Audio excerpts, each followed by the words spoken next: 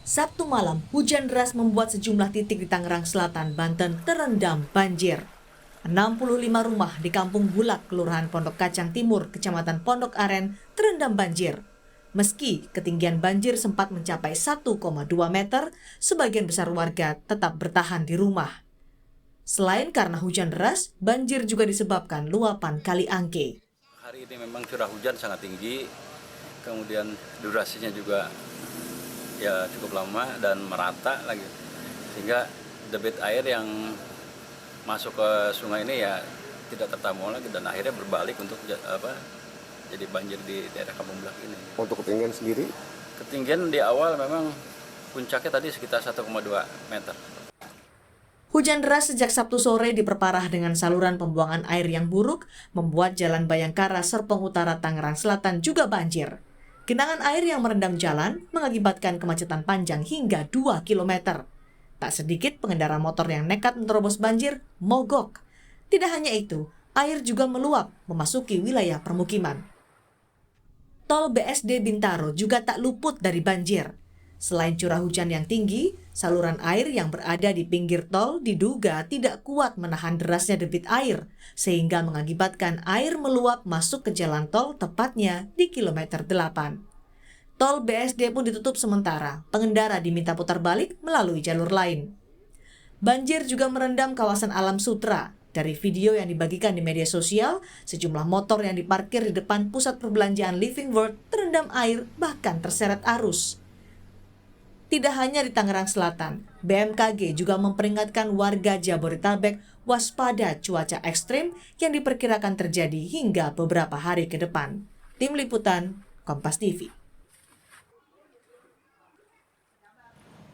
Lebih lengkap soal curah hujan tinggi, cuaca ekstrim di sejumlah wilayah, khususnya Jabodetabek, kita bahas lebih lengkapnya bersama dengan Guswanto, Deputi Bidang Meteorologi BMKG. Selamat petang, Pak Guswanto.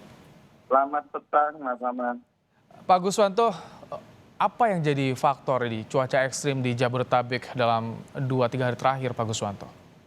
Baik, kalau kita lihat secara fenomena lokalnya, kemarin kan kami tanggal 10 ya, tepatnya tanggal 9, kami mengeluarkan rilis tentang waspada potensi cuaca ekstrim sepekan ke depan, artinya tanggal 10 sampai 16 September. Ini kurang lebih dipicu oleh beberapa kondisi dinamika atmosfer. Sebagai akibat berikut misalkan kayak adanya contoh perlambatan angin, kemudian belokan angin di sekitar wilayah Sumatera, kemudian ada pertumbuhan awan hujan. Selain itu juga aktifnya fenomena atmosfer Madden-Julian Oscillation. Itu sekarang ada di kuadran 5 di posisi di sekitar wilayah barat Indonesia. Dan ini sangat memicu untuk terjadi peningkatan potensi pertumbuhan awan hujan di wilayah Indonesia, khususnya di utara maupun di sebelah barat. Oke. Sedangkan kalau kita lihat secara streamline, arah angin, itu kita melihat adanya perlambatan ya daerah pertemuan dan perlambatan kecepatan angin. Ini ada di utara, di Aceh ya. Kemudian kita melihat juga di sebelah barat daripada Lampung itu juga terdapat perlambatan angin. Pak Guswanto, atau konfluensi. jadi untuk wilayah Jabodetabek dan juga Jawa Barat terutama, ini dalam beberapa hari ke depan berpotensi hujan deras atau bagaimana? Iya, masih kita prediksi sampai tanggal 16 itu memiliki potensi terjadinya hujan ringan hingga lebat.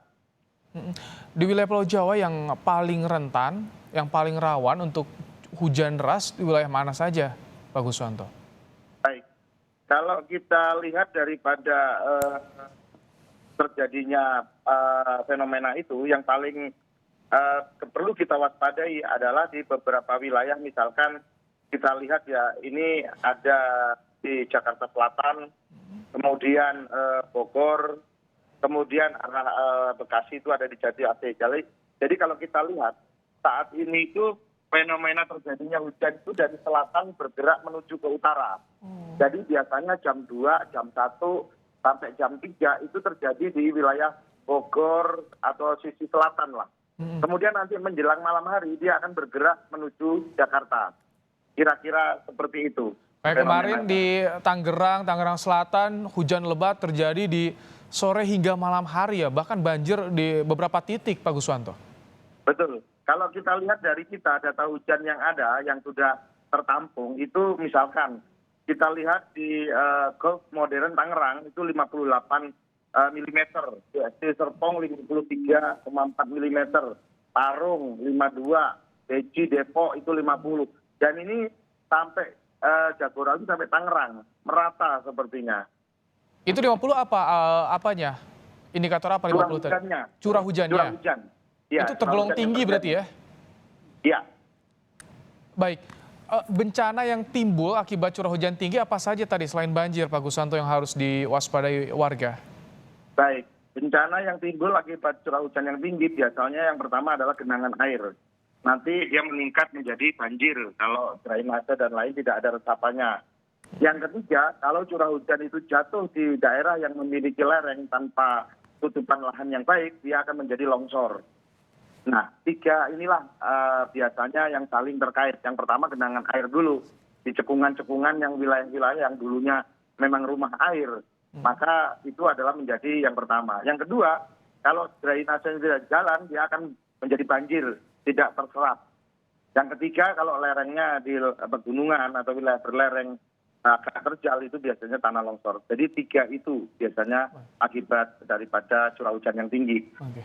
Pak Guswanto, koordinasi dengan BPBD setempat bagaimana dan imbauan bagi masyarakat seperti apa dari BMKG? Baik, koordinasi dengan antar instansi tetap kita lakukan dan kita lakukan setiap hari. Biasanya kita sudah terjalin. Seperti informasi BMKG ini sudah langsung ada di BPBD DKI, ada di BNPB, dan beberapa stakeholder lainnya. Kemudian BMKG juga menerbitkan yang namanya peringatan dini cuaca ekstrim. Peringatan dini cuaca ekstrim ini bisa 3 hari, 1 hari kan no casting 3 jam sebelumnya. Dan ini sudah kita lakukan dan alhamdulillah berjalan dengan baik. Nah, sekarang yang perlu kita pastikan, himbauan kepada masyarakat adalah bahwa kita perlu persiapan memastikan bahwa kapasitas infrastruktur dan sistem tata kelola sumber daya air siap untuk mengantisipasi peningkatan curah hujan di masa mendatang. Karena ini kan merupakan masih awal ya. Nanti kan masuk periode musim hujannya DKI dan sekitarnya itu kira-kira bulan Oktober. Nah puncaknya itu nanti musim hujan tahun ini kita prediksi di Desember Januari. Nah ini sejak sekarang. Ini belum masuk musim hujan melakukan, tapi sudah deras ya, sudah tinggi curah hujannya. Betul, karena ada fenomena lokal tadi, Mas Ahmad, yang terjadi adanya belokan angin yang perlambatan dan itu menghasilkan konvergensi dan meningkatkan untuk curah hujannya. Itu yang lokalnya. Baik. Semoga infrastruktur juga dipersiapkan oleh pemerintah di daerah yang berpotensi hujan deras agar tidak ada lagi tanggul jebol membahayakan warga. Betul. Terima kasih, Pak Guswanto. Iya? Satu lagi, Mas.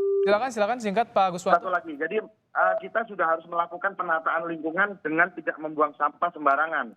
Baik. Tidak melakukan pemotongan lereng atau penebangan pohon yang terkontrol, serta program penghijauan yang lebih masif. Barangkali itu yang bisa Baik, ditambahkan. itu yang kalah pentingnya kontribusi masyarakat terutama. Terima kasih Pak Guswanto, Deputi Bidang Meteorologi BMKG. Terima kasih telah bergabung dalam program Kompas Petang.